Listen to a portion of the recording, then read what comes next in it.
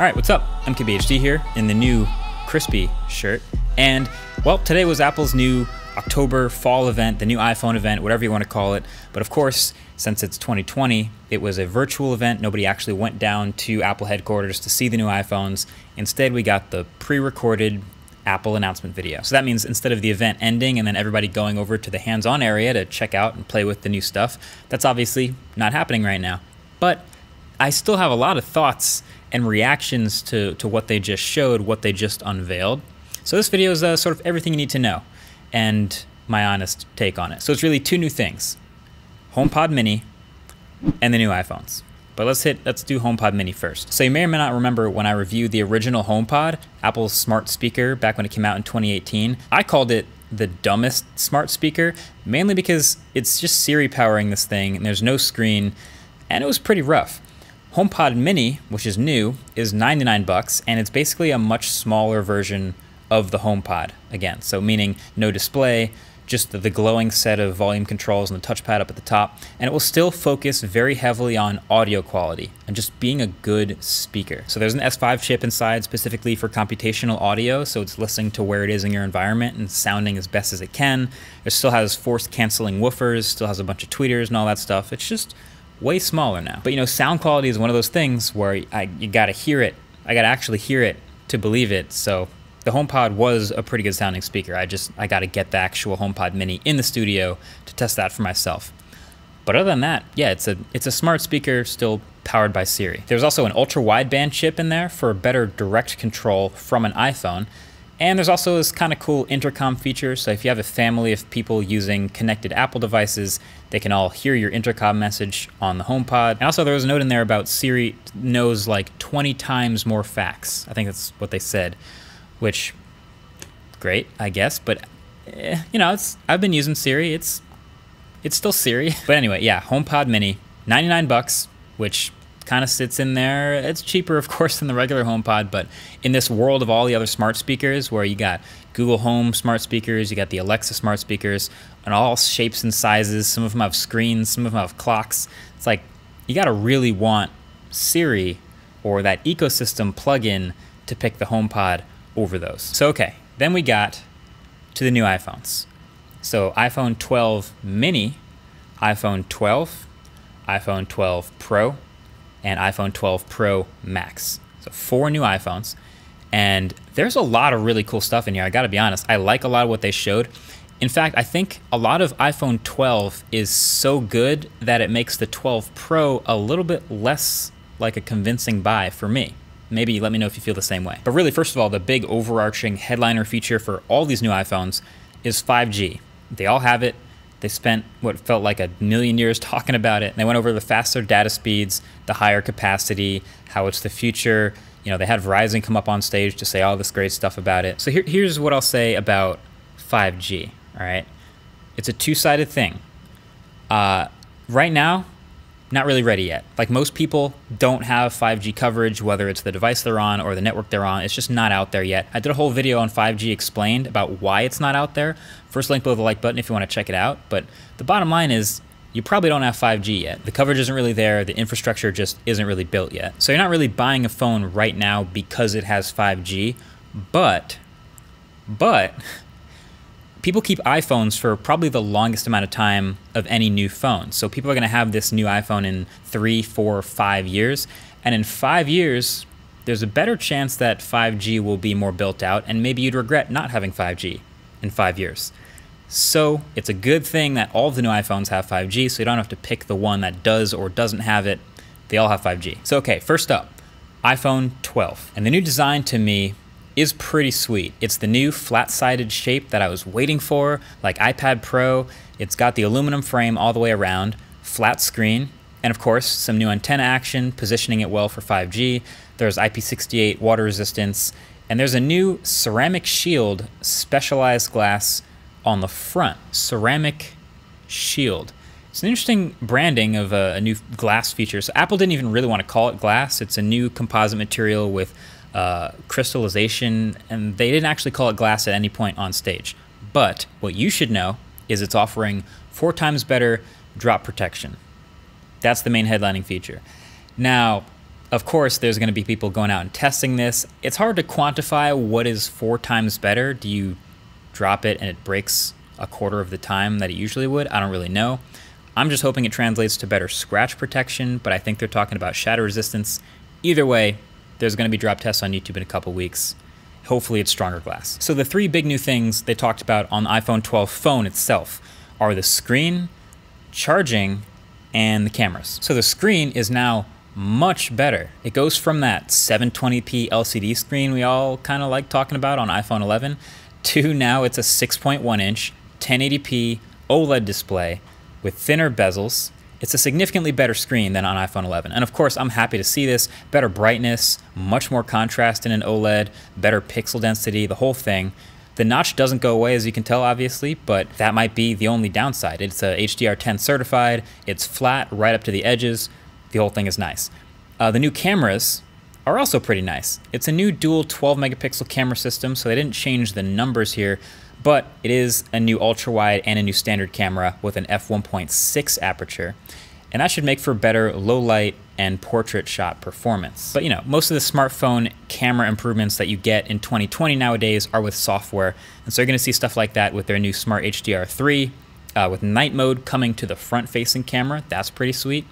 So all the stuff combined should make a better camera system in iPhone 12, but I'm definitely gonna have to be testing that for the full review as well. So then when I say new charging, I don't mean USB-C, which would have been nice, but what I do mean is the new magnets built into the back of the phone because MagSafe is back. This, to me, this is the coolest new thing in the iPhone, to be totally honest. I guess I'm so used to, so you know how there's an Apple Watch charger where you just connect it with magnets, it lines it up, slap it on, charges the watch. Well, now there's gonna be a MagSafe big wireless charger that slaps on the back of the phone, helps you align it perfectly every time, and charges the phone. It's not wireless, there's still a wire, but like now you maybe you can kind of still use the phone while it's charging that way. This is the part where it would be nice to have a hands-on, because then I could see like how strong the magnets really are and if they really firmly connect to the back of the phone and all that stuff.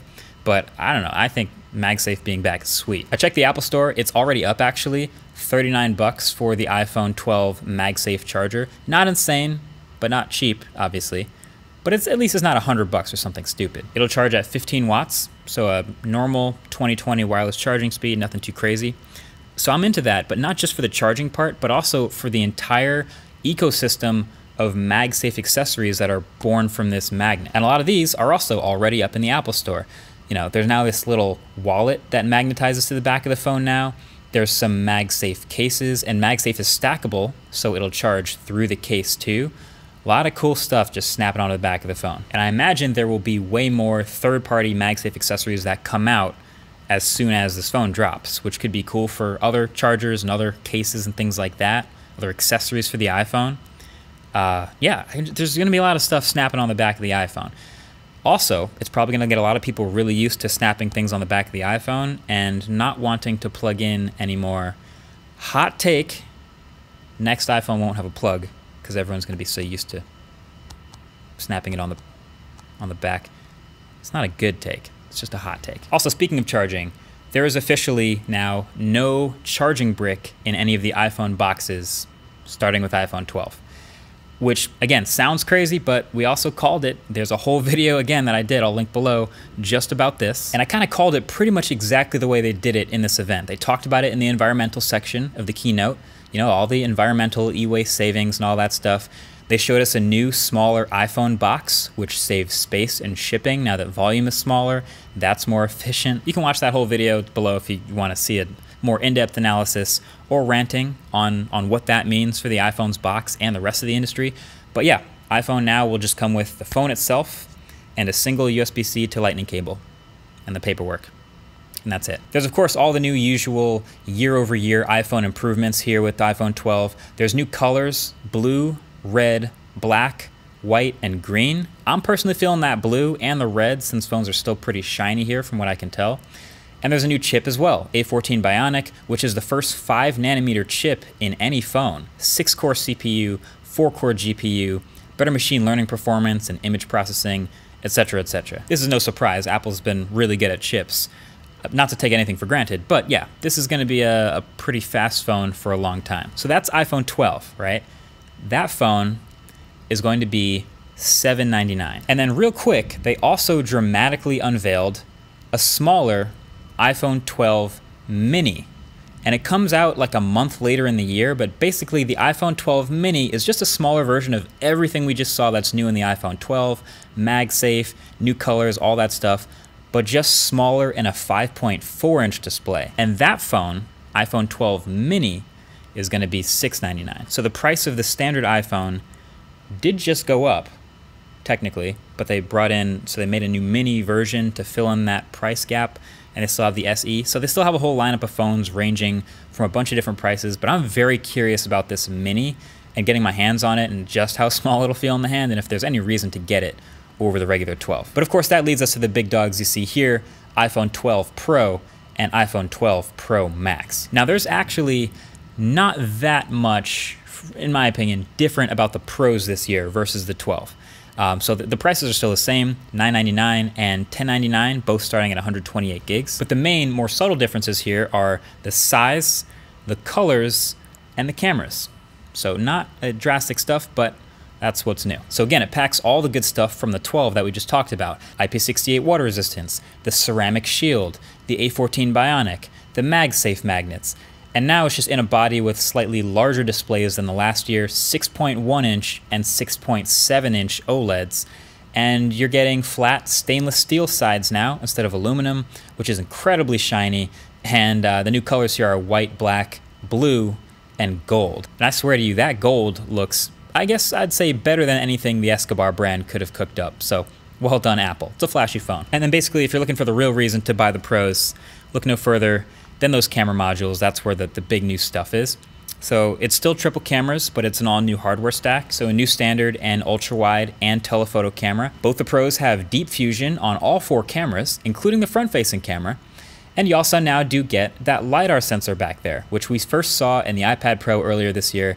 And it should help with not just better and more accurate AR, but also improved autofocus in the dark, which is sweet. Honestly, LiDAR to me seems more useful more often on an iPhone where you take a lot of photos in low light than an iPad. So it's kind of funny that we got it on the iPad first, but LiDAR is on the iPhone now. Now there's also this new ProRAW image format that they talked briefly about and it looked really cool, but then when you look up the specs of the iPhone on their site, it says coming soon, which is what they said about Deep Fusion for months before it actually came out. So I'm gonna hold my judgment on this ProRAW image format until it is actually out. And then curiously, slightly different cameras on the 12 Pro and 12 Pro Max.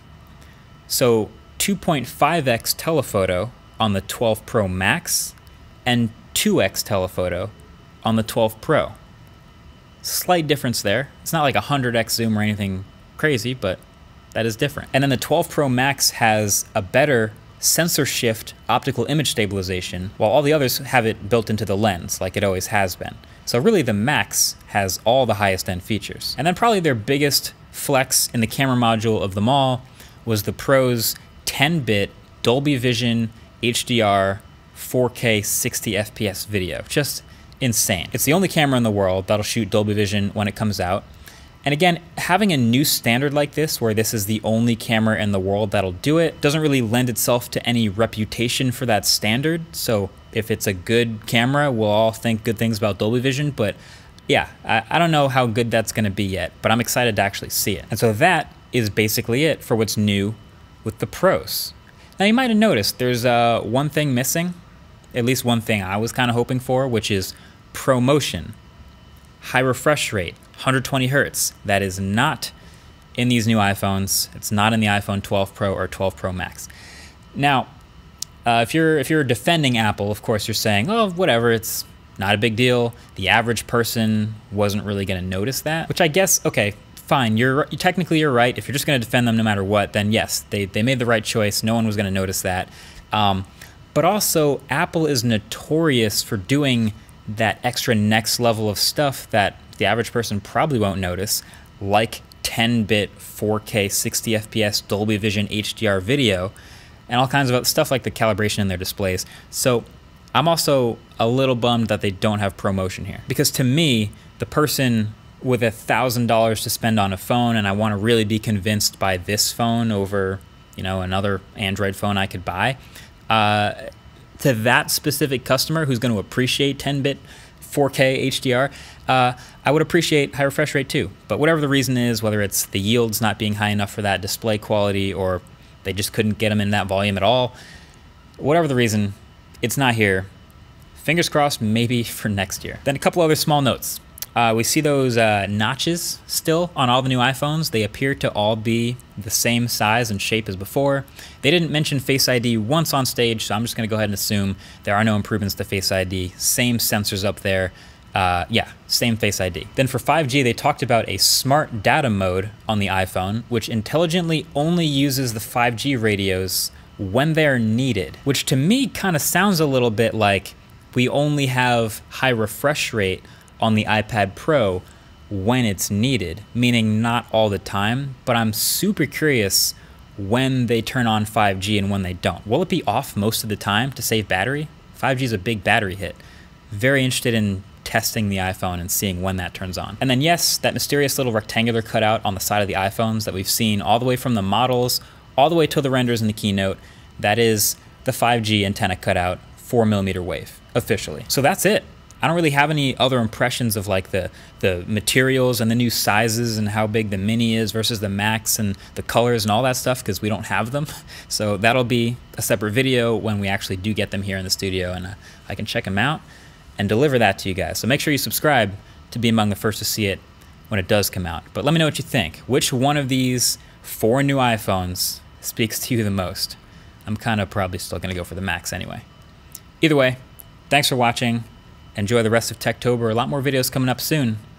See you guys later. So big shout out to ExpressVPN for sponsoring this video. So have you ever gone to search for a show on Netflix and seen this? See, Netflix probably has the show you want. It's just restricted. So depending on where you live, Netflix and other services have different content for different places. So you're paying a full subscription, but you're only getting access to technically a fraction of the total shows and movies they have. But with ExpressVPN, I can just change my location to anywhere in the world and basically unlock thousands of movies and TV shows. So if you go and look online, it tells me exactly which country to connect to be able to watch certain things. So if The Dark Knight's not on Netflix, boom, now I'm in Canada, now I can watch it. Maybe I want to watch Inception, just like that, now I'm in the UK watching it. So I've watched movies I didn't even realize I didn't have access to, and on top of all that, ExpressVPN is super fast with never any buffering or reduced quality. So yeah, ExpressVPN, it's one of those things I genuinely use all the time. It keeps my data protected and gives me full access to all these subscription services that I pay for. So if you want to give it a shot yourself, which you probably do, you can get 3 months for free by visiting expressvpn.com/mkbhd. And thanks again to ExpressVPN for sponsoring this video. Thanks for watching. Catch you guys in the next one. Peace.